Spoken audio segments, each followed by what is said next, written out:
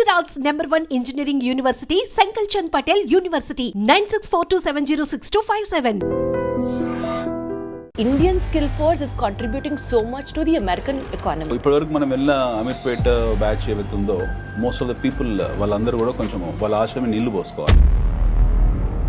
ట్రంప్కి అంత మొండిగా డెసిషన్స్ తీసుకున్నా చైనాతో వెరీ క్లియర్ కామర్స్ ఇష్యూ ఉంది. చైనా అంత అడమెంట్ గా why is like India not able to stand? మన ఇండస్ట్రీ అంతా కూడా విదేశీ ఇండస్ట్రీ. ట్రంప్ పెట్టిన రిఫార్మ్స్ ఎవరికి ఉపయోగకరంగా లేవు. మన తెలుగు వాళ్ళ సక్సెస్ తెలుసా? Pushpa 2 collections, Baahubali 2 collections, Baahubali 1 collections, దాని గురించి చర్చించుకోవడం మన సక్సెస్. స్టాండర్డ్ ఆఫ్ లివింగ్ ని క్వశ్చన్ చేయొద్దు కదా. నువ్వు వెళ్ళిపోమంటే వెళ్ళిపోయే స్థితిలో మనం ఉన్నాం కదా.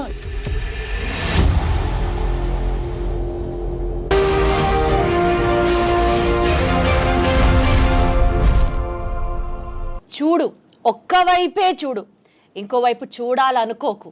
ఇది మీ అందరికీ బాగా తెలిసిన డైలాగే అయినప్పటికీ కూడా ఐ రియలీ విష్ ఇండియన్స్ అందరం ఒకే స్టాండ్ మీదకి వచ్చి ట్రంప్కి మన పవర్ ఏంటో ఈ స్టైల్లో చెప్పాలనిపిస్తూ ఉంటుంది. Because those reforms what he has been introduced are visa మీద రెస్ట్రిక్షన్స్ కానీ ఈ అంశాలన్నింటినీ ఇండియా అండ్ యుఎస్ ఈ టైజ్ ఏదైతే ఉన్నాయో be it in terms of economics or in terms of trade or in terms of whatever XYZ reasons ఇవన్నీ ఎలా affect అవుతాయి లేదా ఎఫెక్ట్ అవుతాయన్న భ్రమలోనే మనం బతుకుతున్నామా? Would it really or seriously make any sense? ఈ టాపిక్స్ గురించి మాట్లాడడానికి let me introduce the guest to you first. ఈ సబ్జెక్ట్ ఆ సబ్జెక్ట్ అని కాదు. Be it about mutual funds, he's there. Be it about investments, he's always there. And beat about geo politics, he says తన కంటే best ఇంకొకళ్ళు లేరు అని. And absolutely is what I also feel. Let me take the privilege to invite our guest for the show today, Anil AKV గారు ఉన్నారు. Hello Anil garu. Hi ma'am. ఎలా ఉన్నారు? I'm good. అసలు జియో పాలిటిక్స్లో మీకున్నటువంటి ఏమంటారు vast knowledge is like I'm totally flat for it sir. అది మీరు ట్రావెల్ చేసిన విధానం కావచ్చు, మీరు వర్క్ చేసినటువంటి మీ పాస్ట్ ప్రయర్ వర్క్ ఎక్స్పీరియన్స్ వల్ల కావచ్చు, వాట్ ఎవర్. బట్ ఈ టాపిక్స్ గురించి డిస్కస్ చేయడానికి నాకు మీరే పర్ఫెక్ట్, మీతోనే కరెక్ట్ అని అనిపించింది. And that's the reason we have been talking now. So sir, Indian skill force is contributing so much to the American economy. Absolutely. ఈ నేపథ్యంలో restrictions on visa, H1B reforms, Trump రీసెంట్గా introduce చేసినటువంటి వీటి దృష్ట్యా how are it going to be affected? What would you have to say about it? It is very positive, the visa restrictions or Trump new immigration policy regimes, all are positive for Trump only. Yes. So he wanted to take the best quality from India. అతనికి మన దగ్గర నుంచి best క్వాలిటీని తీసుకొని వెళ్ళే ఉద్దేశం ఉంది. So ఇప్పటివరకు మనం వెళ్ళిన అమీర్పేట బ్యాచ్ ఏవైతుందో మోస్ట్ ఆఫ్ ద పీపుల్ వాళ్ళందరూ కూడా కొంచెం వాళ్ళ ఆశ్రమే నీళ్లు పోసుకోవాలి. So he's now very clear that he want the quality immigrations. ఒకటి. రెండోది, ట్రంప్ హిమ్సెల్ఫ్ ఈజ్ చాలా బిజినెస్ మ్యాన్, బిజినెస్ పర్స్పెక్టివ్ ఇవన్నీ ఈ దృష్టికోణంతో చూడడం మానేస్తే you find Trump is a very clear statesman. He is a very clear nationalist. Correct. And he is a man who is looking at from his internal security perspective. Absolutely. So atanu రాగానే చేసింది pentagon ని strong చేసుకున్నాడు, CAA ని strong చేసుకున్నాడు, వాళ్ళ deep state ని strong చేసుకున్నాడు. He is now putting lot of tariffs across the globe. Now immigration policies tight చేశాడు. So అతనికి ఏం మర్సీ లేదు ఈ విషయంలో. He is merciless. I mean, it's very brutal in terms of imposing his ideologies and landmark decisions. So that way it is a benefit to Trump. So you cannot all ఎవరు పడితే వాళ్ళు ఇప్పుడు యూఎస్కి వెళ్ళడానికి. కానీ sir, అంటే మనం ఇప్పుడు Indians కాబట్టి we have that feeling of nationality. Indians అని పంపించేస్తారా, ఇండియాతో ఇట్లా ఆడుకుంటాడా అని అనిపిస్తుంది. కానీ but otherwise Trump always had this, as you said, his mercilessly, his ruthlessly in for his country. America first is his stand always. ఏది ఏమైనా సరే America first, Americans first. America first అనే థియరీ ఇప్పుడు లేదు మనకు. 17th century నుంచి, late 17th century నుంచి America first అనే ఉంది. ఫస్ట్ కోల్డ్ వార్ తర్వాత అమెరికా ఎప్పుడు యాజ్ అ నేషన్గా ఫామ్ అయిపోయిందో, అంటే ఫస్ట్ వరల్డ్ వార్ తర్వాత, first cold war and first world war, అమెరికాలో చాలా కోల్డ్ వార్ జరిగాయి. లెట్స్ టేక్ అందరికీ తెలిసింది ఫస్ట్ వరల్డ్ వార్ అనుకుందాం. వాళ్ళు హీరోషిమా, నాగసాకి మీద ఎప్పుడైతే బాంబింగ్ చేశారు, హ్యారీ ట్రూమాన్, అప్పుడే వాళ్ళు అమెరికా ఫస్ట్ అని స్టాండ్స్ తీసుకున్నారు. ప్రపంచ యుద్ధాన్ని చూసిన అతిపెద్ద అగ్రరాజ్యం అది. They have not called it, but they have finished it. ప్రపంచ యుద్ధాన్ని ఫినిష్ చేసిన నేషన్ అది. 2 బాంబులు వేశారు. వాళ్ళ పర్ల్ హార్బర్ దెబ్బతిన్న తర్వాత they went and bombed Hiroshima, Nagasaki 1945 August 6th and 8th. సబ్సిక్వెంట్గా వాళ్ళు తీసుకున్న నిర్ణయం ఏంటంటే అమెరికా ఫస్ట్. మనం ఈ భూమండలం మీద సర్వైవ్ కావాలంటే, జర్మనీని ఎదుర్కోవాలనుకున్న అప్పటికి చైనా లేదు. ఆర్ లాటిన్ అమెరికన్ కంట్రీస్ని ఎదుర్కోవాలనుకున్న బ్రెజిల్, అర్జెంటీనా వాళ్ళకి చాలా పెద్ద శత్రువులు. ఆ టైంలో వాళ్ళని ఎదుర్కోవాలనుకున్న, లేకపోతే యూకేని అప్పటికి వెరీ స్ట్రాంగ్ కంట్రీ బ్రిటన్, వాళ్ళని ఎదుర్కోవాలనుకున్న, లేదా ఆ టైంలో ఉన్న పోర్చుగల్ కానివ్వండి, లేకపోతే స్పెయిన్ కానివ్వండి, ఫ్రాన్స్ని కానీ వీళ్ళని ఎదుర్కోవాలనుకున్న, they have to take American first stance. So American first stance ఆ రోజే తీసుకున్నారు వాళ్ళు. Okay. So when they have taken the stance of America first and their continuing it. Now ఈ ప్రాసెస్లో ఏమైంది, మీకు ఒక్కొక్క రాష్ట్రపతి అంటే ఒక్కొక్క అధ్యక్షుడు ఒక్కొక్క నిర్ణయాలు తీసుకున్నాడు. అక్కడ కొన్ని కెనడీ వచ్చాడు, సంస్కరణలు తీయాలనుకున్నాడు, కెనడీని అర్ధాంతరంగా చంపేశారు, హీఈస్ గాన్. రొనాల్డ్ రీగన్ వచ్చాడు, రొనాల్డ్ రీగన్ కొన్ని రిఫార్మ్స్ డిసిషన్స్ తీసుకున్నాడు, తర్వాత ఆయన రిటైర్ ఆయన వెళ్ళిపోయారు. దాని తర్వాత we have seen Obama.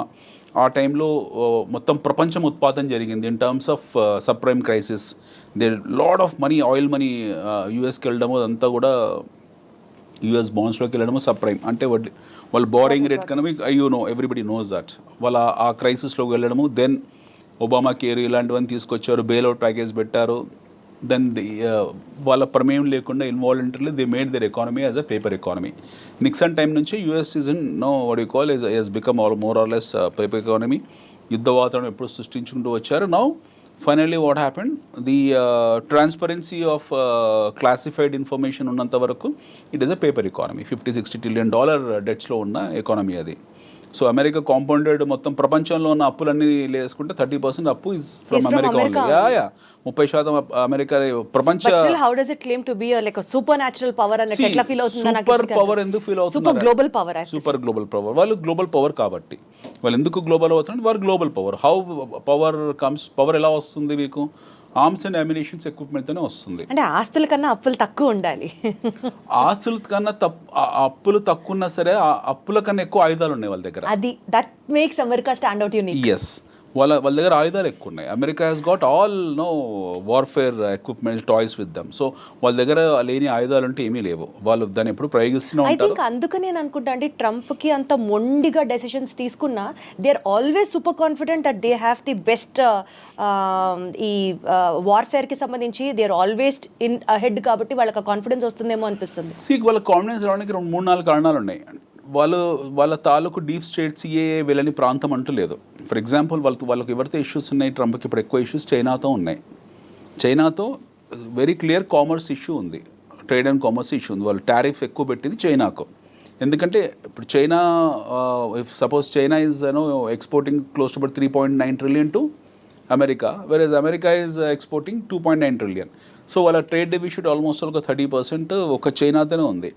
So డెఫినెట్గా వాళ్ళు చైనాని టార్గెట్ చేశారు, చైనా మీద టారిఫ్ పెట్టారు. దానికి కౌంటర్ టారిఫ్ చైనా కూడా పెట్టింది. మా వస్తువులు మీరు కొనకపోతే మా నష్టం లేదు, మాకు కొనుక్కోవాలంటే ఈ రేటుకు కొనుక్కోవాలని వాళ్ళు పెట్టారు. They have taken the stands. They are also very strong. Now Trump is not sparing any one in terms of tariffing. ఇప్పుడు we have to understand 2 things. What is America at this point in time? America is the greatest importer of goods and services across the globe. వాళ్ళు ఏం export చేస్తున్నారు ప్రపంచానికి అంటే they are exporting the army products. ప్రపంచం మొత్తాన్ని కూడా army products export చేస్తున్నారు. 1 IT products export చేస్తున్నారు. 2 ఆటోమొబైల్ ఎక్స్పోర్ట్ చేస్తున్నారు. 3 సో ఈ 3 లేకుంటే ప్రపంచం బ్రతకదా అంటే బ్రతుకుతుంది, హ్యాపీగా బతుకుతుంది. ప్రపంచానికి వచ్చిన నష్టం ఏం లేదు. Whether America exist or not doesn't matter for the world. America లేనప్పుడు కూడా ప్రపంచం ఉంది, అమెరికా తర్వాత ప్రపంచం ఉంటుంది. సో ఈ తాలూకు థాట్ సెట్ని వీళ్ళు సెట్ చేసుకున్నారు. ఈ థాట్ ప్రాసెస్ వీళ్ళకి అర్థమైపోయింది. Trump and is earlier regime the understood. Now globe is becoming nowhere, what you call dependent on us. They are becoming independent. China has become independent. India upcoming emerging కాబట్టి మనకి పెద్ద issue లేదు ఇండియాతో. But whereas Europe self సఫిషియెంట్గా ఉన్నారు. అన్ని దేశాలకు domestic consumption story ఉంది, మేము ఎక్కువ ఇంపోర్ట్ చేసుకుంటున్నాము అన్న థాట్లో ఆల్రెడీ వాళ్ళు ఉన్నారు. Now Trump has given whistle blow to entire US nation. Make America great అనేది. మేక్ అమెరికా గ్రేట్ అనే స్టాన్స్ అంటే ఏంటి? America has lost its greatness and Trump himself is appealing to the world that మేము ఒకప్పుడు చాలా గొప్ప వాళ్ళము, మా గ్లోరీ పోగొట్టుకున్నాం, మళ్ళీ మా దేశాన్ని మా దేశాన్ని పునర్నిర్మించుకుంటున్నాము. ఈ ప్రాసెస్లో మేము చాలా స్ట్రాంగ్గా ఉంటాము, మేము దిగుమతి సుంకాలు విధిస్తాము, ప్రపంచంలో ఎవడు ఏమి వస్తువును మాకు పంపించినా సరే we're going to tariff them అని చెప్పాడు. వాళ్ళ సిస్టర్ కంట్రీ అయిన కెనడాని కూడా వాళ్ళు they did not spare. Okay, నిన్నగాక మొన్న 3-4 days బ్యాక్ ట్రంప్ ఇది వచ్చింది, ఏది ఒక ట్వీట్ వచ్చింది. So I make sure, I mean వాళ్ళు ఏ స్థాయికి వెళ్ళిపోతున్నారు, వాళ్ళ మైండ్ సెట్ ఎలా ఉంది. Trump, let's keep Trump there are two perspectives. Trump as a president, ఆయన ఒక స్టేట్స్ మ్యాన్, ప్రెసిడెంట్, అగ్రరాజ్యానికి ఆయన రాష్ట్రపతి, అది పక్కన దేశ అధ్యక్షుడు పక్కన పెడతాం. ట్రంప్ యాజ్ ఇండివిజువల్ ఇప్పుడు మాట్లాడుకుందాం మనం.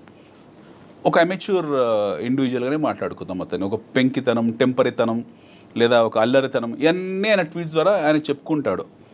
మొన్న ఒక 4 days బ్యాక్ చెప్పాడు రెసిషన్ పరిస్థితి ఏంటనంటే America may not escape from recession, మనం రెసిషన్లోకి వెళ్తాం మేము అన్నాడు. అదే రోజు రాత్రి వాళ్ళకి $4 trillion మార్కెట్ క్యాపిటలైజేషన్ వైపౌట్ అయిపోయింది. They loss 4%, 5%. సో ట్రంప్ ఎవరికి ఏం ప్రత్యక్షంగా డ్యామేజ్ చేయాల్సిన అవసరం లేదు, ఆయన నోరు చాలు. సెల్ఫ్ గోల్స్ వేసుకుంటుంటాడు. యా సెల్ఫ్ గోల్స్, ఆయన నోరు చాలు. ఇది ఇస్ అ బిగ్ టైమ్. ఆయన నోరు ఒక పెద్ద లౌడ్ స్పీకర్ అనమాట. ఆయన ఇచ్చే స్టేట్మెంట్లు చాలు which will damage their own economy. మన $4 trillion వైపౌట్ అయింది అలా మార్కెట్లో. ఎవరు డ్యామేజ్ అయ్యారు? ఆయన best friend Elon Musk damage అయ్యాడు. నేను తెల్లారో చెప్పాడు, నో అదేం సమస్య లేదు, వీఆర్ వెరీ స్ట్రాంగ్, అమెరికాలో రెసిషన్ ఏం లేదు. మళ్ళీ చెప్పాడు, మళ్ళీ కొద్దిగా రికవర్ అయింది. బట్ ఇనీషియల్గా పబ్లిక్ మొదటి మాట డిఫెన్స్ కాకుండా మొదటిసారి ఇచ్చిన స్టేట్మెంట్ని జనాలు పట్టుకుంటారు.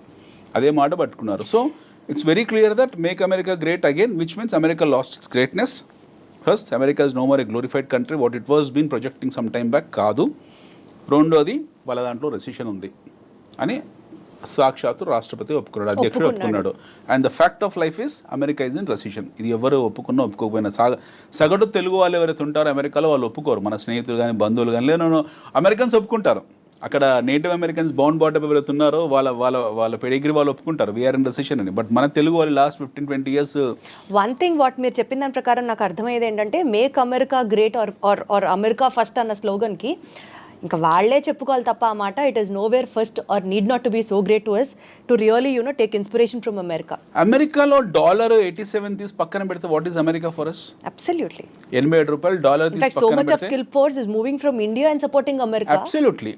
ఇప్పుడు ఇండియా నుంచి మనకు ఎందుకు వెళ్తున్నామంటే మన దగ్గర అవకాశాలు లేకపోవడము ఉన్నాయా లేవా విషయం పక్కన పెడితే $87 ఉంది ఒక డాలర్.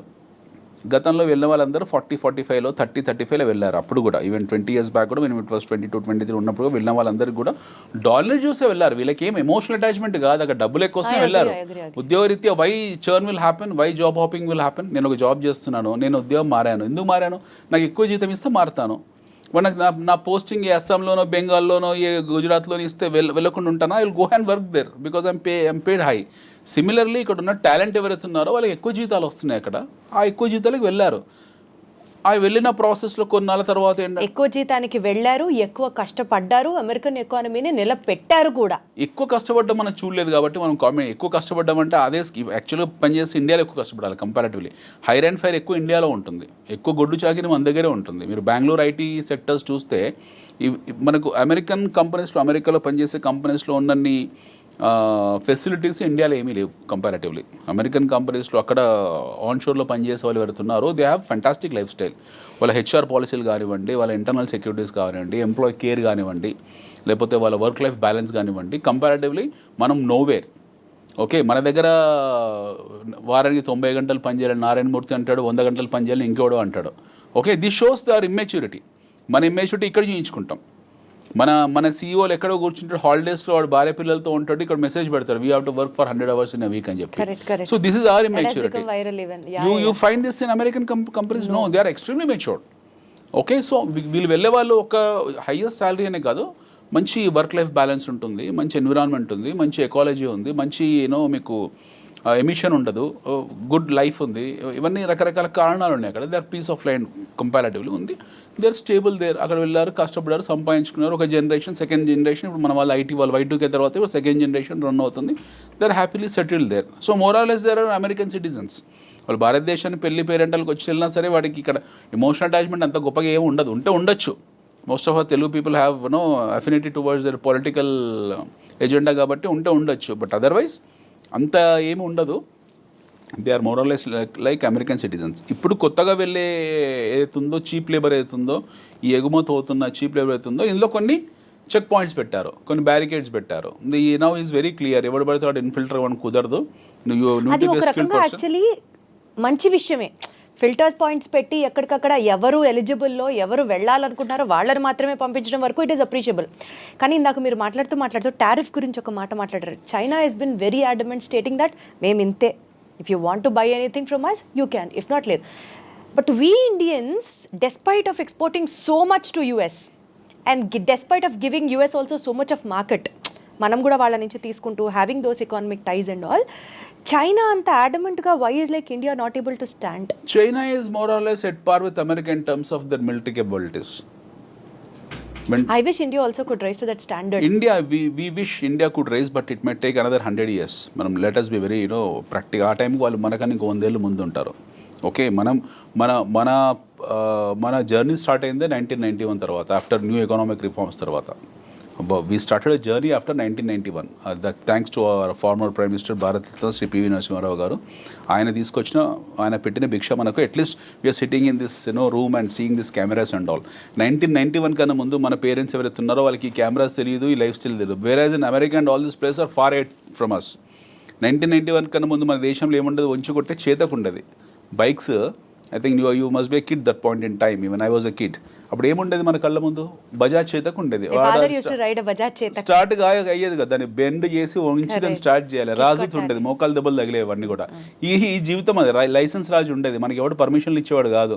ఇది ఇండస్ట్రీ పెట్టుకోవాలన్నా సరే, ఇలాంటి స్టూడియో పెట్టాలన్నా సరే లైసెన్స్ రాజుకే వెళ్ళాలి. So we're in pathetic primitive conditions. ఒక మాట చెప్పండి అండి, మీరు చెప్పినట్లు పెథటిక్ కండిషన్ నుంచి సెల్ఫ్ సస్టైనబుల్ కండిషన్ కి ఎదుగుతున్నాం అనుకుందాం కాసేపు. ఈ టారిఫ్ తగ్గించడం అనేది, డూ యూ ఫీల్ తగ్గిస్తే no doubt US will be happy? Point number 2, ఇండియాలో కూడా ఎక్కువ అమెరికన్ బ్రాండ్స్ రావడం కానీ, ఆర్ ఇప్పుడు మన లోకల్ బ్రాండ్ వెహికల్ వాడడం కన్నా we would be always incline to use another branded vehicle from which is exported from another country or kinds like that. There's a human tendency what we're talking about. ఈ నేపథ్యంలో penetration of more brands into the Indian market because tariffs తగ్గించడం వల్ల, do you see a win-win situation there, or India is definitely going to lose money if you reduce the tariff? No, see, I'll tell you, after 1991 what happened, indigenous గా మనకి ఎంత industry ఉంది. మన industry చాలా చిన్నది.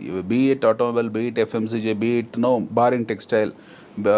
Recently we are now becoming very strong in terms of our pharmaceutical. Otherwise మన industry అంతా కూడా విదేశీ industry. It's all foreign. Hindustan level నుంచి మొదలు పెడితే మనం నెస్లే వరకు, క్యాడ్బరీ చాక్లెట్ వరకు కూడా విదేశీ ఇండస్ట్రీ. విదేశీ ఇండస్ట్రీ మనకి ఏం కొత్త కాదు. We people think that Pond's powder is from India. Standing that support local people should be ఇప్పుడు మన వాళ్ళు రీసెంట్ గా ఆత్మనిర్భర్ భారత్ తీసుకొచ్చి రీసెంట్ గా ఇనిషియేట్ చేశారు, which is a very good initiative which is been done about 2-3 years back. But prior to that Atmanirbhar Bharat ఇంకా full take off కాలేదు. But prior to that or at this point in time మన ఒంటి మీద వస్తువులు, ఈ కెమెరాలు, settings, everything is imported. Okay, మన దగ్గర మ్యానుఫ్యాక్చర్ చేస్తున్నారో లేకపోతే మనం ఇంపోర్ట్ చేసుకుంటున్న విషయం పక్కన పెట్టండి. మన ఇంట్లో ఉన్న ప్రతి వస్తువు చైనాదే. మనం ఎక్కడ మన ఇండిజినియస్ ఇండస్ట్రీ ప్రొడక్టివిటీ పెంచాలంటున్నారు మీరు? ప్రొడక్టివిటీ అని కాదండి, we cannot compare our sales with China or with America. We're primitive. మనం ఈ ఫ్యాక్ట్ని అర్థం చేసుకోవాలి. It takes lengthy time for me to explain. We're primitive. వాళ్ళతో కంపేర్ చేసుకుంటే మనం కొన్ని శతాబ్దాలు కాదు, కొన్ని దశాబ్దాలు, కొన్ని శతాబ్దాలు వెనుకబడి ఉన్నాం.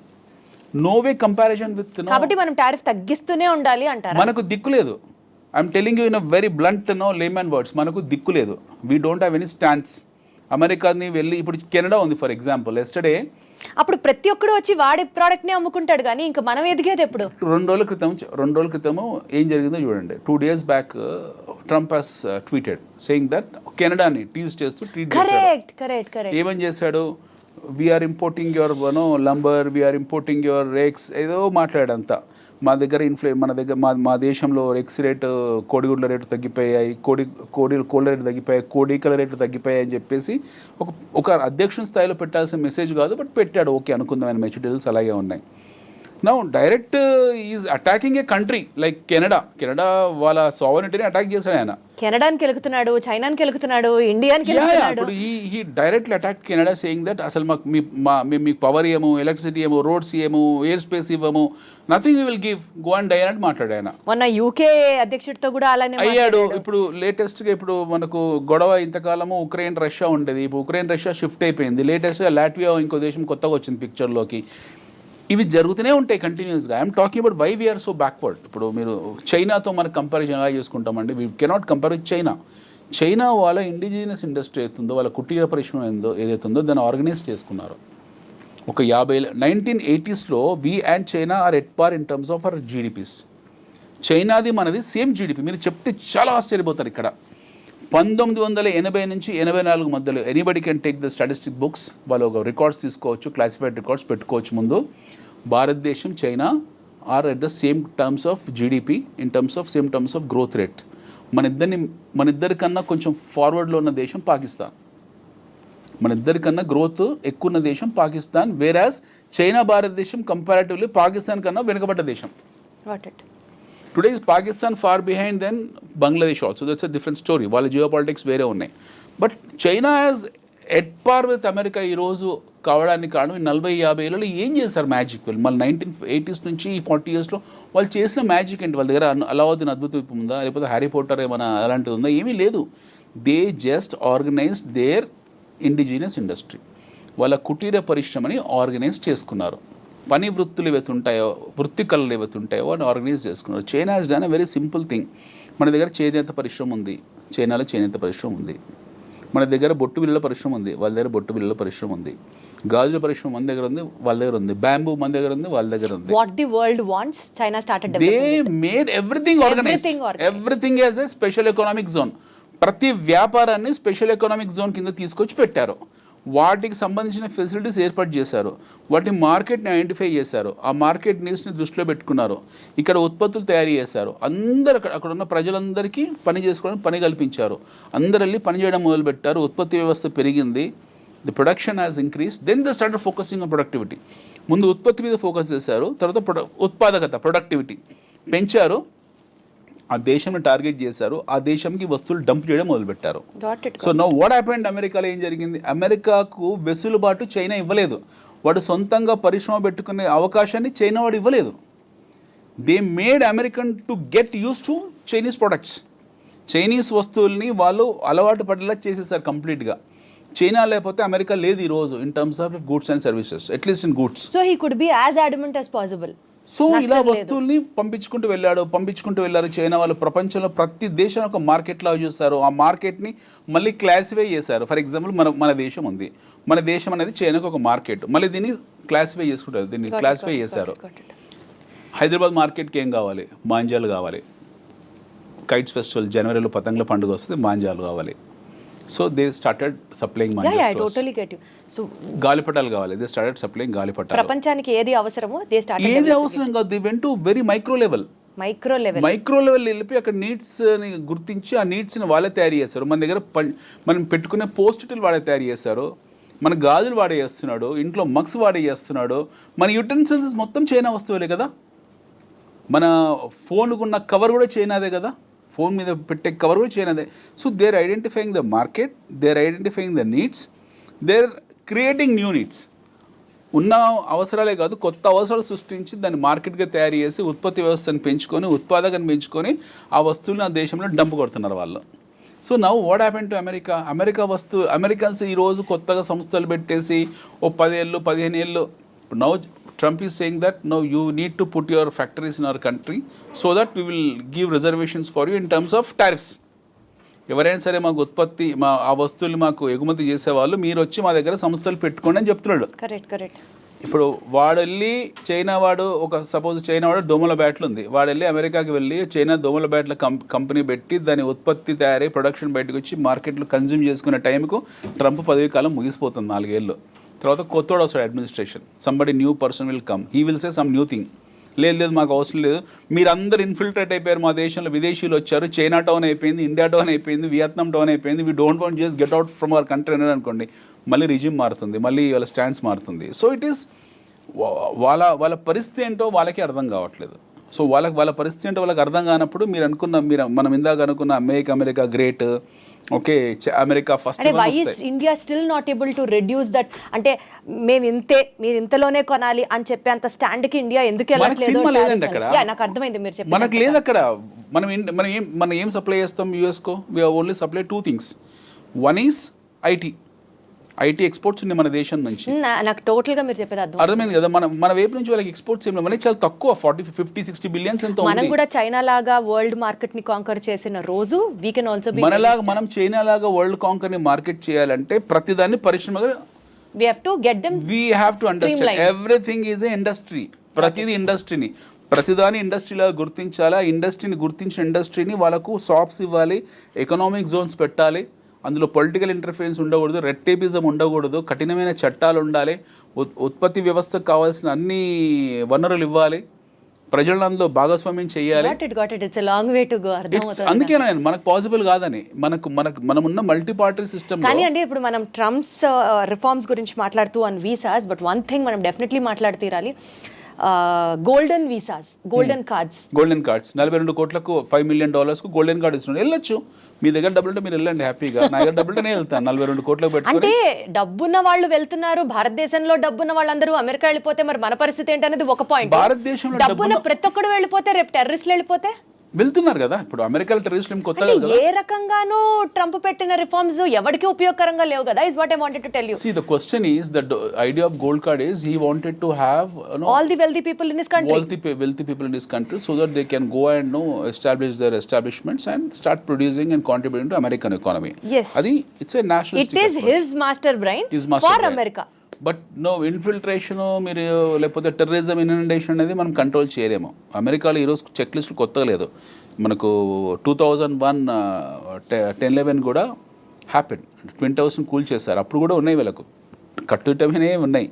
But still you have that flights going and doing that kamikazes కూల్ చేశారు. ట్విన్ టవర్స్ని పెంటగన్ మీద కూల్ చేశారు. అమెరికా ఎప్పుడు ప్రత్యక్షంగా యుద్ధాలు చేసింది ఏమీ లేదు, గెలిచింది ఏమీ లేదు. ఆఫ్ఘనిస్తాన్లో ఓడిపోయింది, వియత్నాంలో ఓడిపోయింది. America never had a track record of winning a war. They one the wars on praxis. వాళ్ళు డైరెక్ట్గా వెళ్ళి యుద్ధాలు చేసిన ట్రాక్ రికార్డ్ వాళ్ళకి ఏమీ లేదు. At least we have an experience in fighting the wars, but America doesn't have. They are involved in to proxy wars, they are involved in to fire fights. ఒక machinery లాగా వెళ్ళి యుద్ధాలు చేయడం తప్పిస్తే, చిన్న చిన్న గ్రూప్స్తో తప్పిస్తే వాళ్ళు డైరెక్ట్గా ఇప్పుడు రష్యా ఉక్రెయిన్ యుద్ధం జరుగుతుంది, అలాంటి యుద్ధం ఇప్పుడు చేసింది America. They have not never done that war. They do only proxy war. వాళ్ళ దగ్గర చాలా ఆయుధాలు ఉన్నాయి, అది చూపించుకుంటూ బతికేస్తున్నారు. అవి చూయించుకుంటూ వాళ్ళు ఆ చిన్న చిన్న దేశాలని, పెద్ద దేశాలు, వాళ్ళని వీళ్ళని ట్రేడ్ అని, కామర్స్ అని చెప్పి చేసుకుంటూ వెళ్తున్నారు. సో ఈ స్టాండ్స్ ఆఫ్ బీయింగ్ అగ్రరాజ్యం ఆర్ ఈ stands of being a number 1 country in the world will not last long. బహుశా ఈ ట్రంప్ అడ్మినిస్ట్రేషన్ తోటే America will lose its sheen. They are already in recession. Okay, ఇది మనం ట్రంప్ని తప్పుపట్టడానికి లేదు, లేకపోతే బైడెన్ తప్పుపట్టడానికి లేదు, లేదా అంతకుముందుకున్న ఒబామాని తప్పుపట్టడం లేదు. We cannot find a fault in any of this presidents or we cannot find. ఇది ఈ టైం ప్రవాహంలో ఒక దేశము ఒక స్థాయి నుంచి ఒక స్థాయి వెళ్తుంది, ఒక జీరో స్థాయి నుంచి ఒక లాస్ట్ 200 years ప్రయాణం అమెరికాది. It's a travel of last 200 years.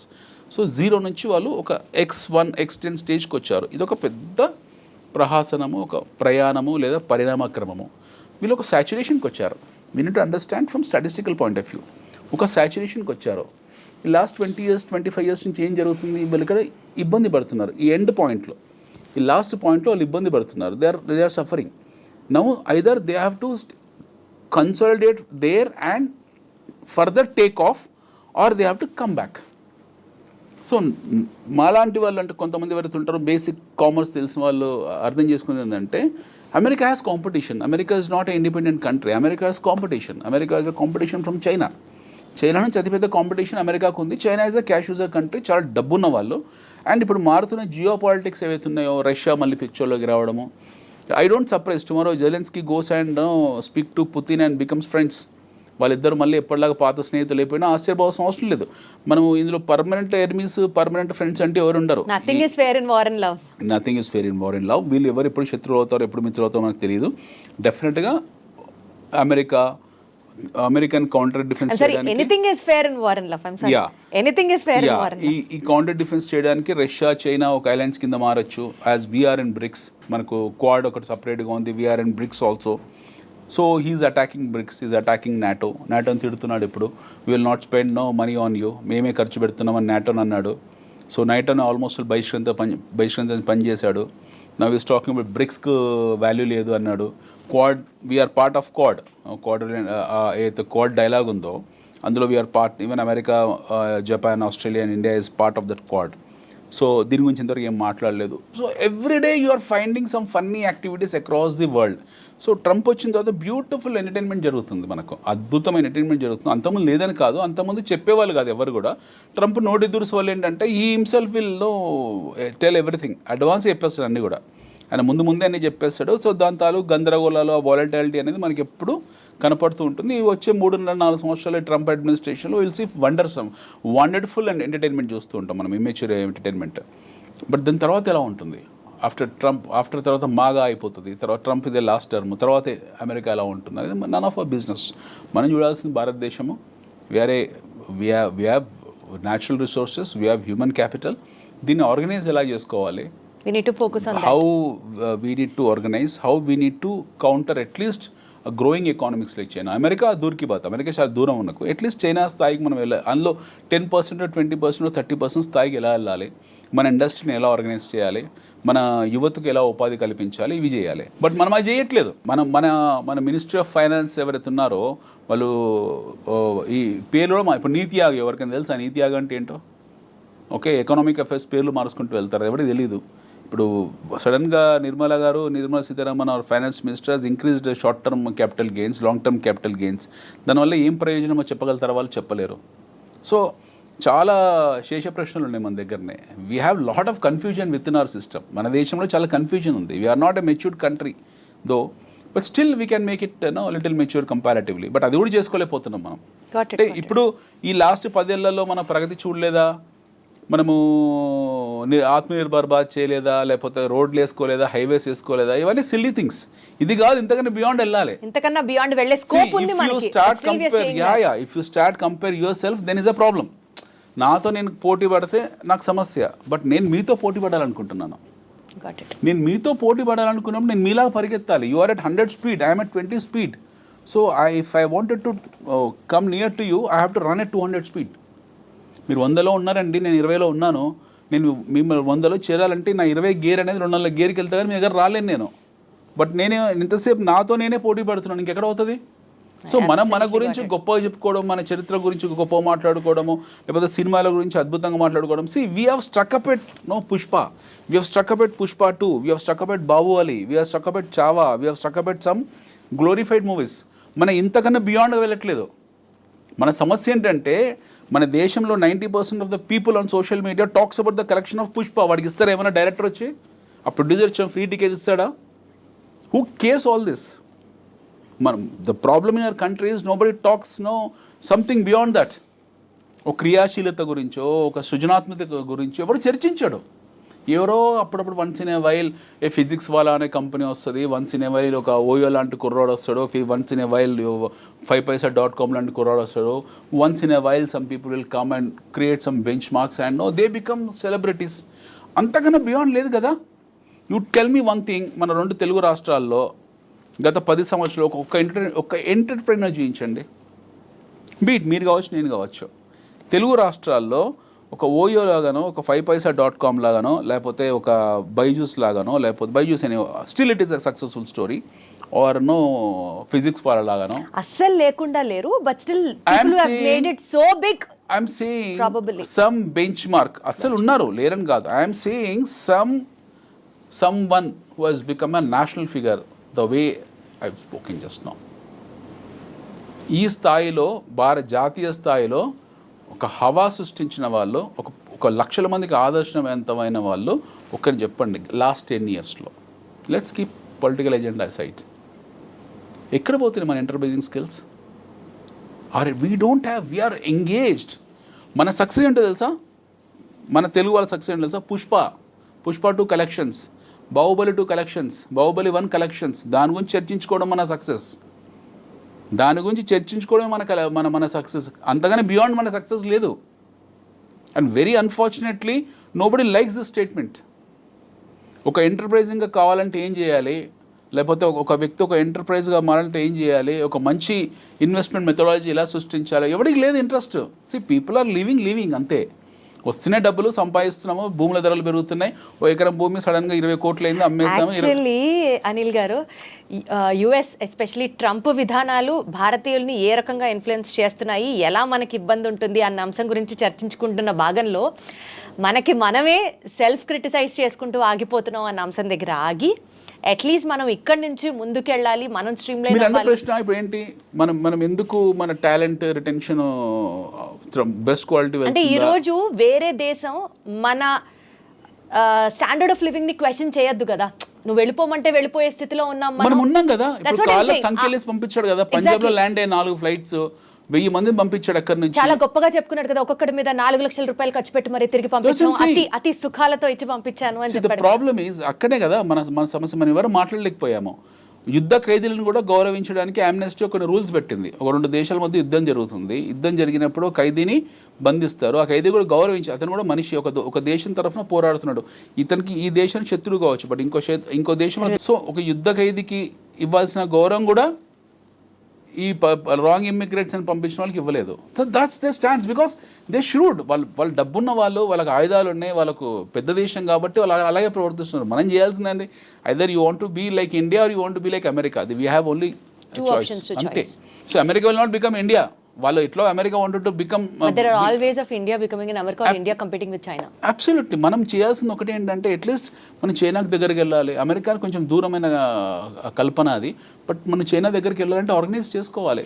లేకపోతే బైడెన్ లాంటి వాళ్ళు మళ్ళీ రేపు 1000 మందిని పంపిస్తారు, ఇంకో 1,00,000 మంది పంపిస్తారు. సో వాళ్ళు అగ్రదేశమైనటువంటి అమెరికా చేస్తున్నటువంటి రిఫార్మ్స్ మీద ఆధారపడి మన భవిష్యత్తుని మనం డిసైడ్ చేసుకోవడం కాకుండా ప్రాబబల్లీ మనమే ఆ position where we will be unbeatable or unshakable or అన్స్టాపబుల్కి రీచ్ అయితే, లైక్ యాజ్ యూ సెట్, అది ఓవర్ ప్రాసెస్ ఆఫ్ 100 years కావచ్చు, 150 years కావచ్చు, whatever it is, if at all not lately we realize the importance of becoming a superpower, definitely things going to be in a still more better way is what I have understood after talking to you. Yes. Thank you so much, Anil garu. Thanks, Thank you.